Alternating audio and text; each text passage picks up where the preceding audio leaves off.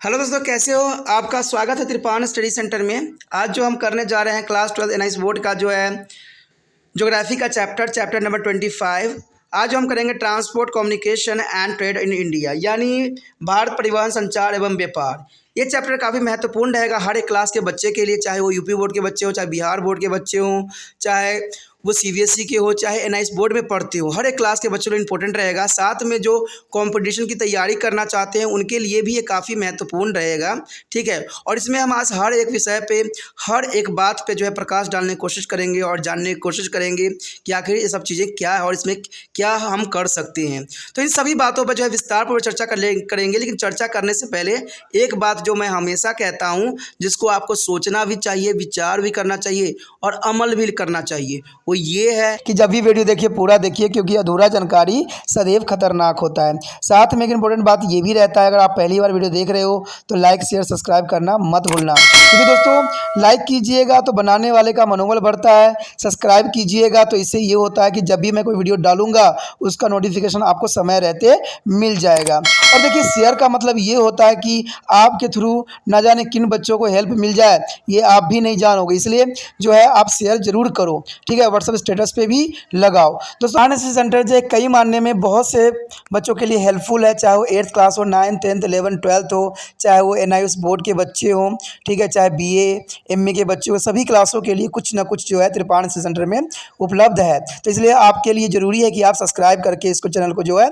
Save कर लो, नहीं तो बाद में अगर रिसर्च करोगे तो शायद आपको ये चैनल प्राप्त ना हो। तो इसलिए सोचना नहीं, विचार नहीं करना है, सब्सक्राइब करके जो है अपने पास सेव करना है। दोस्तों ये तो बात था आपके लिए, लेकिन अब देखते हैं हमारा आज टॉपिक क्या है। The next topic is the most important here, communication. Communication is the most important here for modern generation, modern India. The communication is the most important, play the role here. Communication system is a contribute to be a development of economics, social relationship, and also help in the promoting a cultural unit. Internationally, it is a bearing the devotes to the people of the world close to the one another. In the event of any impendings of calamity or accident or the emergency, installed a means of communication and flash the news across the globe so that a relief can be rushed to their spot immediately here. Their communication is the most important here. And next here, postal service. Postal service here, it is the most commonly used mode of communication in India. The postal service is the most important for communication in India here. The postal service is a play of vital role in the rural area of country. About 99% of the villagers are enjoy to the postal service today. There is important here. The 99% of the villagers is enjoy to the postal service of day. At the present, about 1.55 lakh post office are providing to postal service is covering every part of country here. In a tune up with the rest of the world, the Indians of postal service are also being modernized here. The modernization is the most important, and the postal index number means PIN. Postal index number means a PIN has a facility is a promote to deliver of mail. And secondly, a special post service has been to introduced for the fast and quick delivery of post. And the next year, quick mail service means QMS is another step in this direction. The next year, besides this is a satellites, a money order scheme was introduced in 1994 as a pilot project for providing to service to be hilly, backward and remote area from 6 principal cities. International mail service is carried by the air and sea is on the important step is linked to foreign country with the India here. The next here, telecommunication. Telecommunication is also important here. It is a modern device for the communication at the individual and mass level here. Telegraph, telephone, text and fax are the main means of telecommunication here. By the end of 2004 to 5, India has a 10th largest is a telecom network in terms of number of phone here. The important and first here, telegraph. Telegraph is a communicated on old means for providing a quick communication in event of emergency. At the present, about 40,000 telegraph office has been working in this country. The next telephone. Telephone, there has been a very fast progress in a telephone facility. As of 31st March 2006, the network companies of here 142.05 million telephone connection and over 2.34 for the Feb is 2006. Million public call office of PCOS is there are up to 62.90 million cellular service in their country. There is a most important here, a full form here PCOS. PCOS is a public call office. There is an important point here. The cellular is a customer base of growing at the rate of over 2 million per month. Telephone service has been to expanding every rapidly in the country means STD. STD here a subscriber trunk dialing. What do you mean to STD here? STD here a subscriber trunk dialing facility are available to all the big and small town of the country. Fully automatic international subscriber dialing means ISD. ISD means here international subscriber dialing service is available to the almost all the countries here. And next here telex. Telex service is a maker possible to the send information in the printed form. More than 200 cities of India enjoy the service, and use of satellite has revolutionized of the telecommunication system today. The next here, mass communication. Mass communication is here is the most important. Radio and telephone are electronic media of mass communication. They play an important role in the visual and social life here. Radio is a powerful medium which is a provide all the sort of useful information, news and variety of entertainment. There are about 223 radio broadcasting station in their country and provide to service to 91.42% of the area and 99.13% of the total population. Now the FM radio service has been to new phase to a radio transmission here. The next television. Television service was started in the 1959 in India. However, there are real expansion of the TV service began after 1980. Only recently service channel on the television has been to be made available to the private parties. And these are promoted keep competition to the improve the quality of program. Even to Doordarshan. Doordarshan network consists of 64 Doordarshan Kendra. The studio center is here 1,400 transmitter and the 1,134 transmitter for a DD1, and there is a 153 transmitter of DD News, 109 transmitter for a regional service and the 1 digital transmitter each of Delhi, Chennai, Kolkata and Mumbai.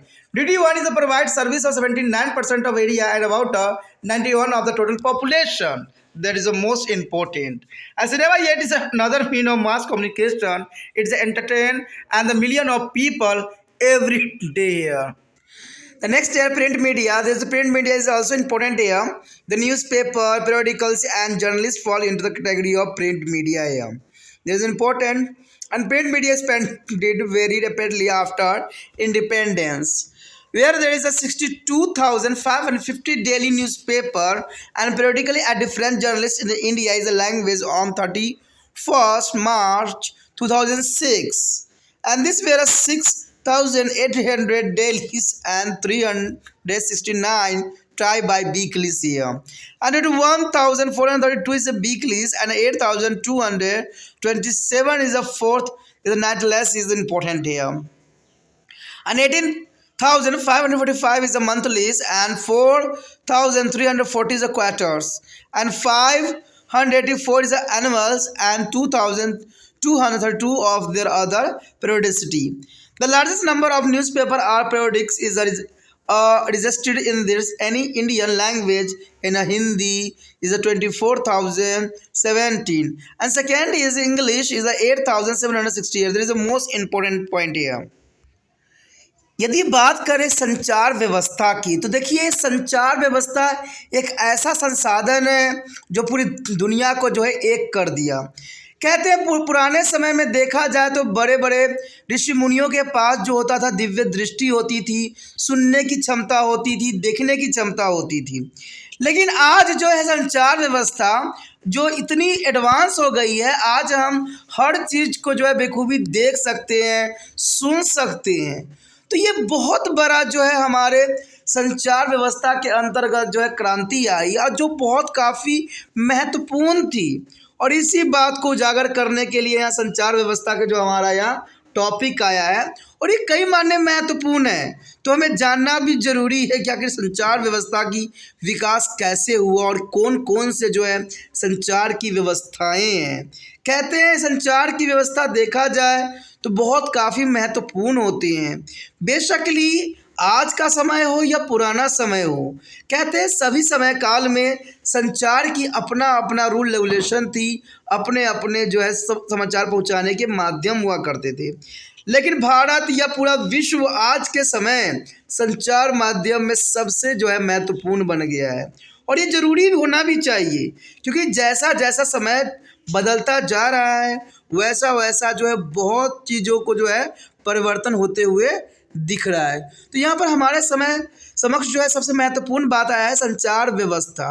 संचार व्यवस्था का सबसे महत्वपूर्ण योगदान आर्थिक विकास है।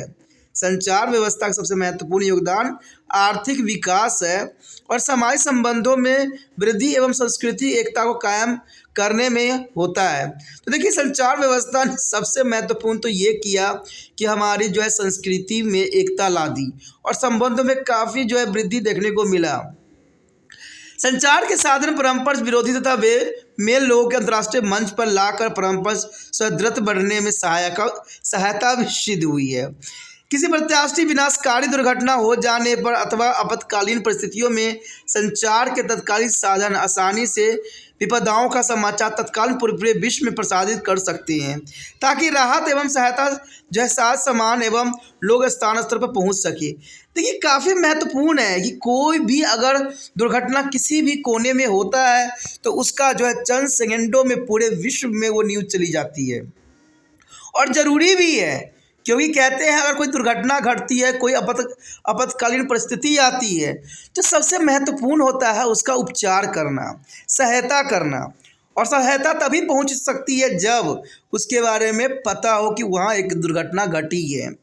तो आज जो है संचार व्यवस्था ने बहुत महत्वपूर्ण जो यहाँ पर करके दिखाया है। कहते हैं सहायता और साथ सामान एवं लोग दुर्घटना का स्थल पहुँचने में चंद सेकंडों का ही समय लगता है, क्योंकि न्यूज़ हमारे तक पहुँच जाता है। मान लीजिए अगर हमारे पास विमान सेवा है लेकिन हमें न्यूज़ नहीं मिली है तो हम कैसे पहुँच पाएंगे उस जगह पे।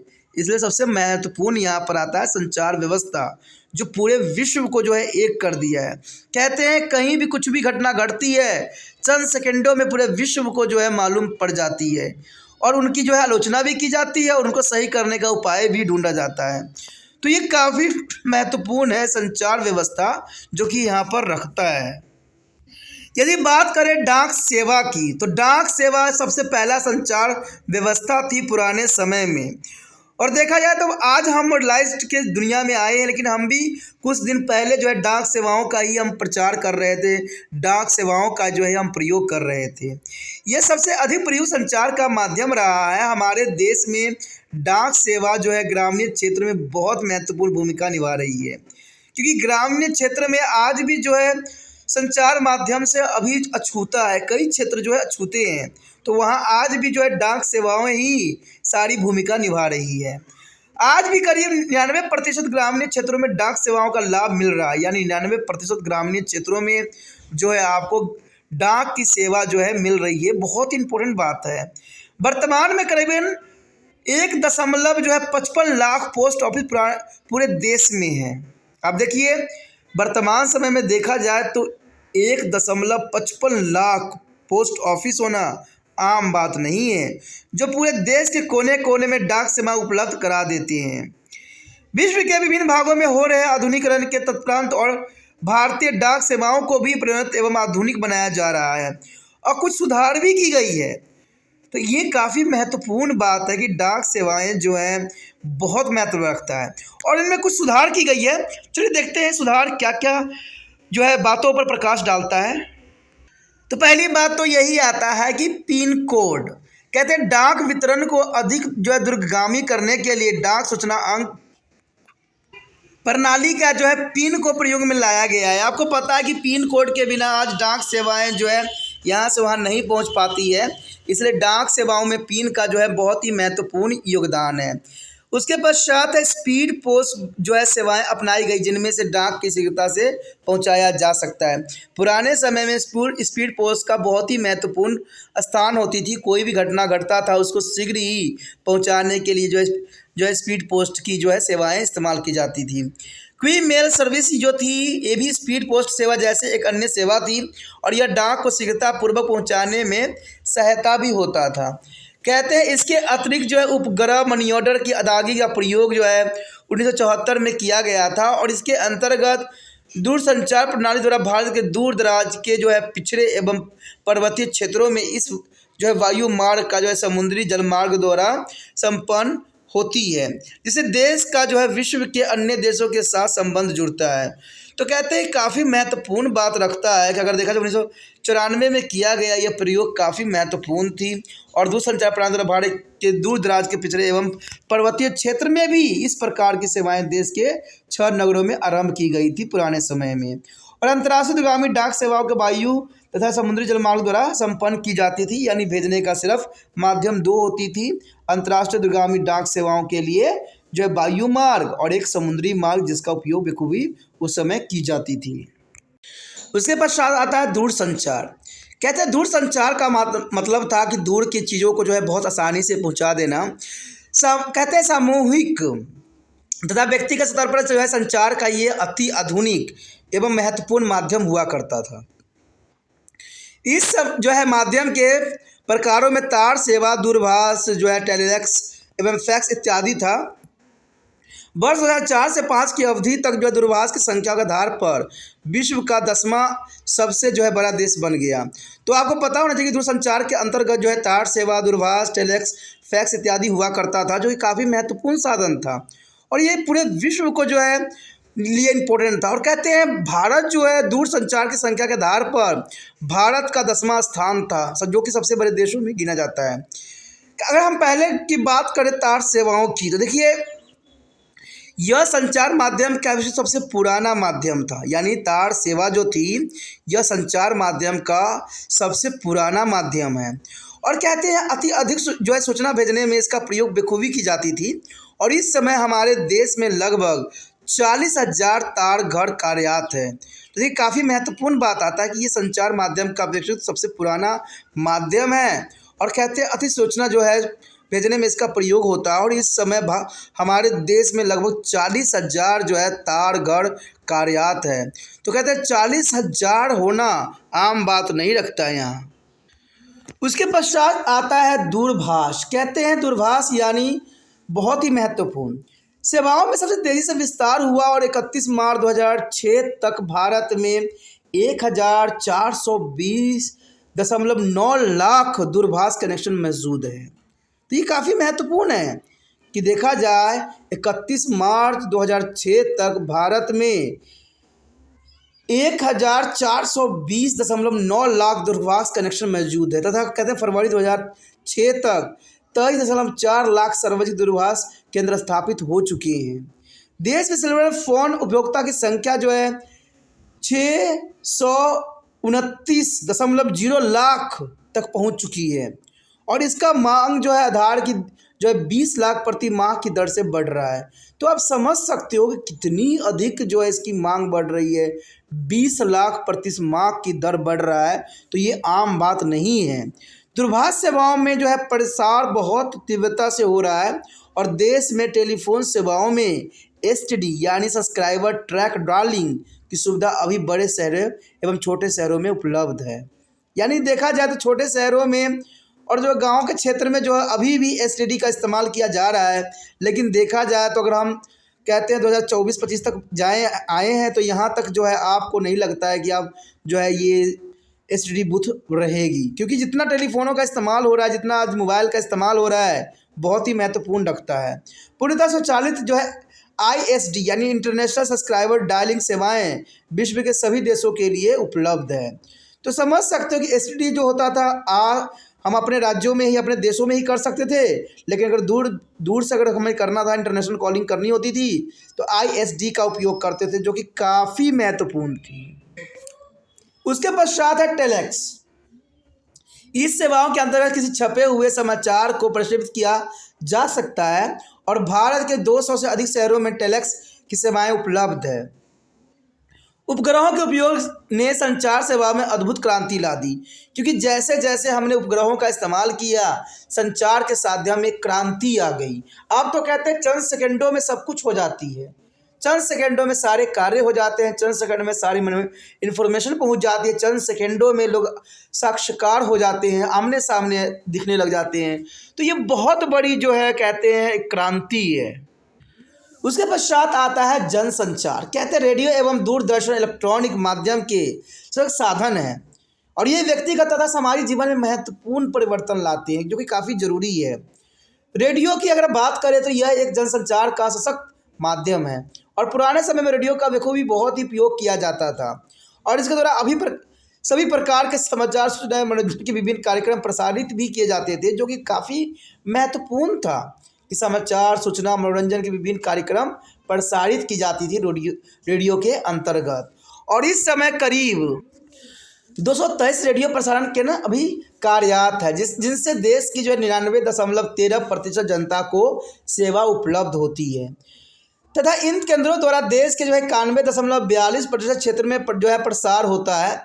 और आजकल FM सेवाएं रेडियो यानी प्रसारण का नया आयाम दे रहे हैं। यानी FM के बारे में तो आपको नॉलेज ही होगा कि आजकल FM भी काफ़ी सुनी जाती है लोगों के द्वारा, लेकिन कहते हैं समय के साथ सब जो है बदलता ही रहता है और ये भी देखा गया FM रेडियो का आना। कहते हैं पर रेडियो प्रसारण जो होती थी आकाशवाणी के द्वारा की जाती थी, लेकिन आज जो है बहुत से चैनल बन गए हैं, बहुत से रेडियो चैनल हैं जिसका बखूबी आज जो है बहुत प्रसारण होती है और लोग जो है आनंदित होते हैं। उसके पश्चात है दूरदर्शन।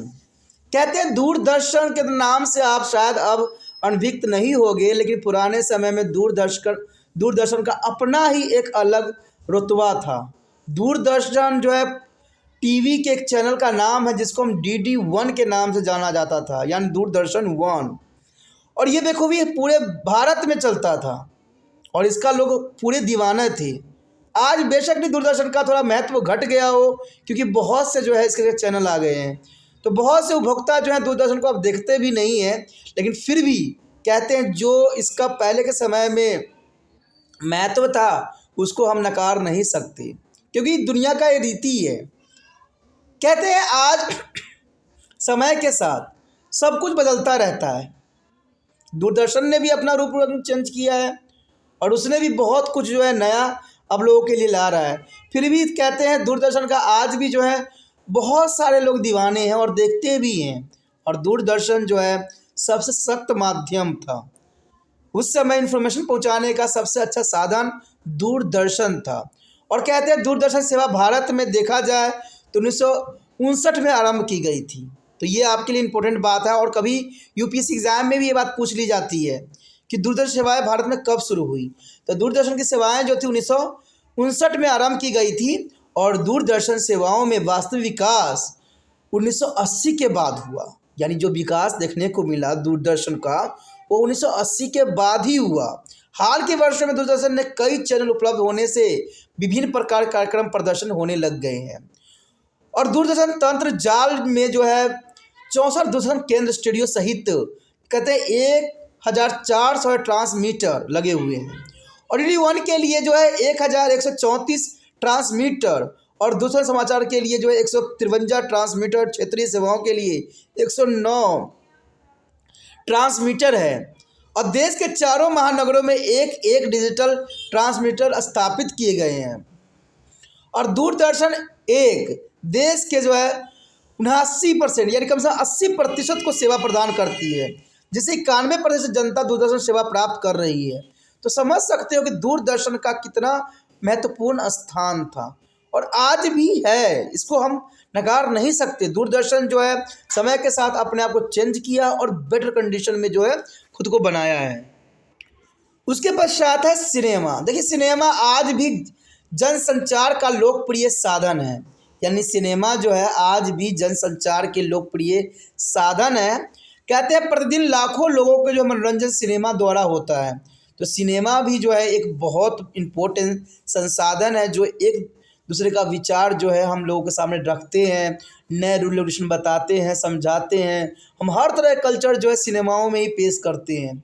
और सिनेमा एक ऐसा माध्यम है जनसंचार का जिसका जो है हर कोई बखूबी इस प्रयोग कर रहा है। पुराने समय में भी महत्वपूर्ण था और आज तो महत्वपूर्ण बन ही गया है। उसके पश्चात है समाचार प्रकाशन। देखिए, समाचार प्रकाशन का अर्थ है प्रिंट मीडिया। समाचार पत्र, साप्ताहिक पत्रिकाएं, जनत इत्यादि का प्रकाशन जनसंचार माध्यम के अंतर्गत आते हैं। स्वतंत्रता पश्चात देश में प्रकाशन के क्षेत्र में जो है आश्चर्यजनक वृद्धि हुई और 31 मार्च 2006 को सर्वे के मुताबिक देश में जो है 62,550 समाचार पत्र प्रकाशित होते हैं।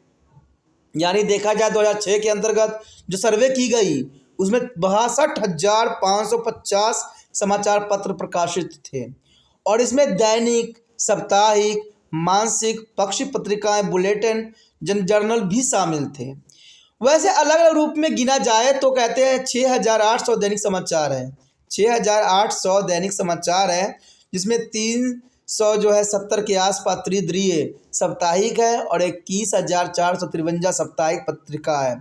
और वहीं की बात करें हम पाक्षिक की तो ये 8,227 पाक्षिक है और 18,500 जो है 45 मासिक समाचार पत्र है। और देखा जाए 4,340 त्रैमासिक है और 584 वार्षिक है।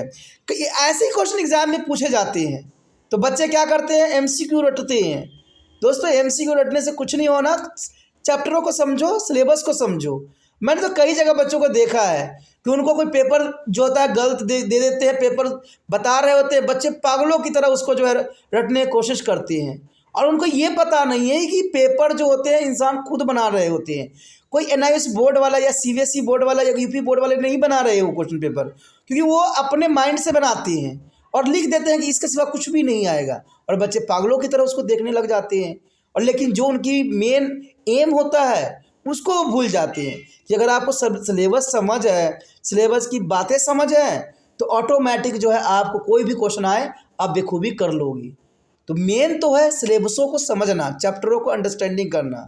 पेपर सोल्यूशन तो तब होती है जब आप पूरी तरह से समझ चुके होते हो। तो यही बात बच्चों को शायद समझ नहीं आती है और इसी कारणों से जो है बहुत बच्चों के माइंड पे इफेक्ट पड़ रहा है कि बच्चे क्वेश्चनों को समझ नहीं रहे, उनको सिर्फ जो है क्वेश्चन का आंसर चाहिए होता है और आंसर से हर चीज़ नहीं होती है। कहते हैं कई मैंने देखा है कंपटीशन में ऐसे ही क्वेश्चन पूछे जाते हैं। अगर मान लीजिए अगर कोई यूपीएससी एग्जाम में अगर यही पूछा जाए कि पाक्षिक समाचार जो है देश में कितने आज आ रहे हैं तो आप लोग समझ ही नहीं आएगा। लेकिन जिसने ये वीडियो देख रखा होगा उसको समझ है कि 8,227 पाक्षिक समाचार पत्र थे। इसलिए त्रिपान स्टडी सेंटर हमेशा इस बात की तरफ ध्यान देता है कि बच्चों को जो है ज्ञान का सिर्फ ज्ञान ही मिले और ज्ञान तब मिलता है जब वो अक्षरों को देखते हैं। आप भी इन अक्षरों को देख रहे होंगे, इसके लिखने का तरीका, इसके जो शब्द, ये भी आपको समझ में आता है। तो ये बहुत काफ़ी महत्वपूर्ण हो जाता है कोई भी कंपटीशन के लिए, बच्चों के मानसिक विकास के लिए, बच्चों को मार्गदर्शन के लिए। तो ये चीज़ें बच्चों को समझाना और बच्चों को समझना भी चाहिए कि कहते हैं आंसर वही आंसर होती है जो हम समझते हैं। जब आप एग्ज़ाम में बैठते हो ना तो आपका धरा जितना भी रटा हुआ चीज़ होता है ना सब जीरो हो जाता है और जो समझा हुआ बात होती है वही एग्ज़ाम में काम आता है। तो शायद ये बात आपको किसी ने बताई नहीं होगी और आप रटने में लगे रहते हो और रटने से सिर्फ जो होता है आपको कोई नॉलेज नहीं आती, क्योंकि रटा हुआ चीज़ हम भूल जाते हैं, समझा हुआ चीज़ हमेशा याद रहता है। तो इसी बात पे त्रिपान स्टडी सेंटर ने हमेशा जोर दिया है कि बच्चों को रटना नहीं चाहिए, बच्चों को समझना चाहिए, बच्चों को पढ़ना चाहिए, बच्चों को लिख के प्रैक्टिस करना चाहिए, ना कि मोबाइल लेके सिर्फ हम देख लें हमें समझ में आ गया। ऐसा नहीं होता। अगर आप समझ लिए तो उसको कॉपी पे लिख के भी एक बार अवश्य देखो। यही मेन पढ़ाई करने का एक अच्छा स्टाइल है, अच्छे मार्क्स प्राप्त करने का रूल है। तो यही बात यहाँ दर्शाया गया है कि देखा जाए तो समाचार प्रकाशन जो है भारत में बहुत ही विस्तृत होती है। इसमें कहा जाता है कि हिंदी से भाषा में सबसे ज़्यादा प्रकाशन जो है 24,017 होता है। अब देखिए, ये भी यूपीएससी एग्जाम या कोई भी कंपटीशन के एग्जाम के अंतर्गत पूछा जा सकता है कि भारत में जो है समाचार प्रकाशन कितने भाषाओं में होते हैं या हिंदी में कितने प्रकाशन हो रहे हैं।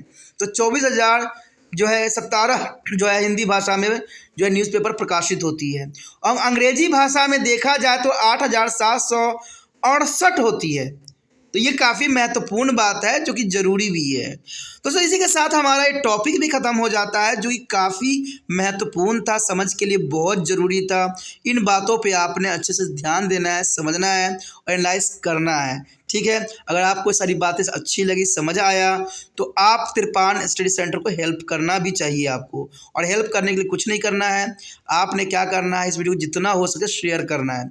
और शेयर करने के लिए क्या करना है, यूट्यूब से लिंक को कॉपी करना है और व्हाट्सएप स्टेटस पे लगा देना है। ठीक है, अगर पहली बार वीडियो देख रहे थे तो चैनल को जरूर सब्सक्राइब कर लीजिए। अगर चैनल को सब्सक्राइब नहीं कीजिएगा तो शायद आने वाला वीडियो से अब अनभिज्ञ हो जाइएगा और सोचिएगा कि सब्सक्राइब करके मिलेगा क्या मुझे। तो आपको पता है कि तिरपान स्टडी सेंटर 8 क्लास से लेके जो है MA तक के बच्चों के लिए अग्रसर है। तो आप किसी भी क्लास में हो, अब हर क्लास के लिए आपको यहाँ पर वीडियो मिल जाएगा।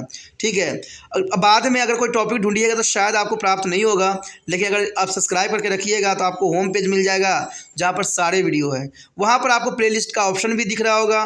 प्लेलिस्ट के ऑप्शन में आपके सारे वीडियो हैं, चाहे आप चैप्टर वाइज देखो, चाहे क्लास वाइज देखो, चाहे सिलेबस वाइज, सारे टॉपिक आपको मौजूद है प्लेलिस्ट में। अगर कुछ शिकायत करना चाहते हो, कुछ दुखी हो, कुछ कहना चाहते हो, कमेंट कर सकते हो।